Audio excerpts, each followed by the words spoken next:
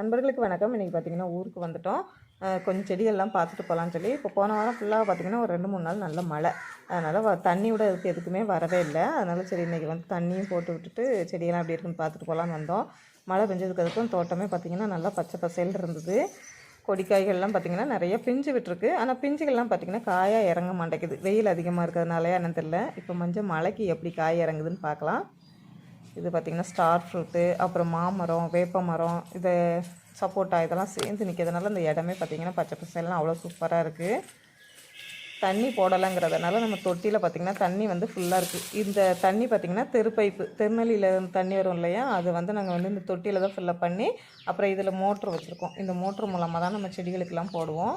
இப்போ மோட்ரு போடவே இல்லைன்னொன்னே தொட்டியெல்லாம் ஃபுல்லாக இருக்குது. அதுவும் தண்ணி பார்த்திங்கன்னா நல்லா சில்லுன்னு ஐஸ் வாட்டர் மாதிரி இருக்குது. ஏன்னா மேலே பார்த்திங்கன்னா நல்லா வேப்ப மரத்து நிழலெல்லாம் விழுதா, அதனால் பார்த்திங்கன்னா தண்ணியெல்லாம் நல்லா சில்லுன்னு இருக்குது.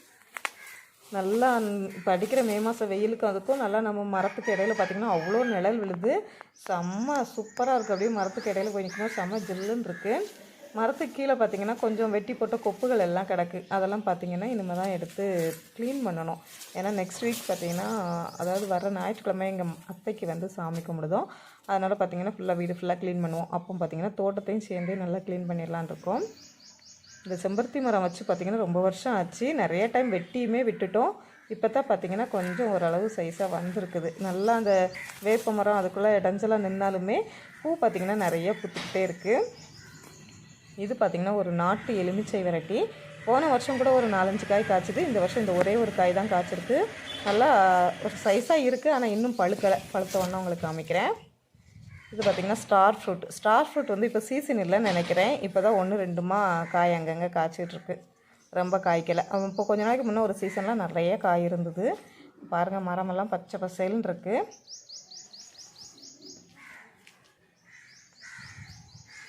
பீக்கங்காய், அவரைக்காய்லாம் பார்த்திங்கன்னா, சொரைக்காய், புடலங்காய் இந்த 3மே பார்த்திங்கன்னா பிஞ்செல்லாம் நல்லா இறங்குது. அவரைக்காய் கூட பறிச்சுக்கலாம் போலுக்கு. ஆனால் அந்த பீக்கங்காய் பிஞ்சு இதெல்லாம் பார்த்திங்கன்னா அப்பப்போ நல்லா வெயிலுக்கு வெம்பிருச்சு. இப்போ பார்த்திங்கன்னா இந்த மழைக்கு அதுக்கும் நிறைய பிஞ்சு வந்திருக்கு.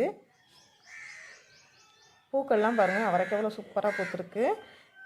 சொரைக்காவிலலாம் பார்த்திங்கன்னா குட்டி குட்டி பிஞ்சாக பார்க்கறதுக்கே அழகாக இருக்குது. இது என்ன சொரைக்காய்னா அந்த கும்ப சொரைக்கான்னு சொல்லுவாங்கள்ல, அந்த மணிக்கு சொரைக்காய்.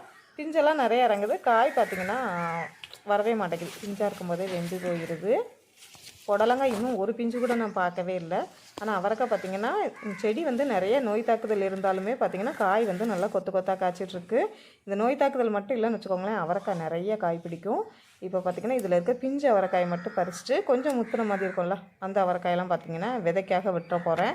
ஏன்னா இதிலேருந்து விதை எடுத்து வச்சோம்னா நான் அதுக்கு அடுத்த ரவுண்டு போட்டுக்கலாம் அப்படிங்கிறனால நம்மளுக்கு தெரியாமலும் 1-2 வரையும் அதையும் எடுத்து வச்சுருக்கேன். அப்புறம் பார்த்திங்கன்னா வெள்ளைப்பயிர் 1-2 இருக்குன்னு பார்த்து பிறக்கினேன். பயிர் அந்தளவுக்கு இல்லை. இனிமேல் பார்த்திங்கன்னா இது கீழே இருக்க செடியை வந்து பிடுங்கிட்டு அதுக்கப்புறம் க்ளீன் பண்ணணும் இந்த இடங்களெல்லாம். அவ்வளோதான், காயெல்லாம் பிறக்கியாச்சு. கிளம்பலாம் நினச்சா அந்த டைமில் பார்த்திங்கன்னா நம்ம வீட்டில் ஒரு சின்ன கொய்யா மரம் இது வச்சு பல வருஷம் ஆகுது. ஆனால் மரம் சின்னதாகவே தான் இருக்குது. அதில் பார்த்திங்கன்னா ஒரு குருவி வந்து அழகாக கூடு கட்டி முட்டையிட்டு இருந்தது. பார்க்கவே அழகாக இருந்தது. அதை தான் அவங்கள்ட்ட காமிக்கலான்னு காமிச்சிட்ருக்கேன். இது வந்து தேன் சிட்டுக்குருவியோட கூடுன்னு நினைக்கிறேன்.